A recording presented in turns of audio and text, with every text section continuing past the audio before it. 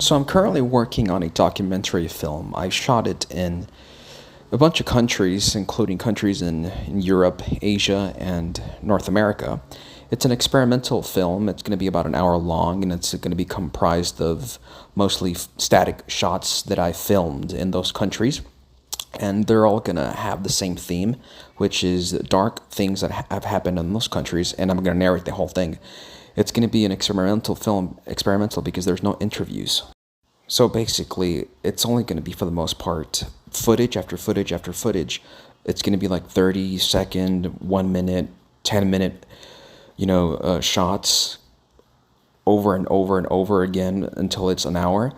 And there's going to be title cards, and it's just going to be basically me narrating about things that have happened in so and so city. And basically, it's what I want to do, and eventually I'm going to do another documentary about a place in Bakersfield that I already have planned, and that one's going to be over an hour long, and it's going to be similar to this one. So I'm shooting both of these projects on the Blackmagic Pocket Cinema 6K, which has a super 35mm sensor, so it basically has a cinematic image.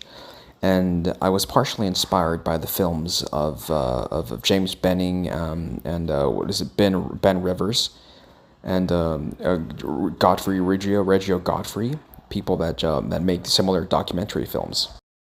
The major difference is that I will actually have, an obvious theme to my documentaries.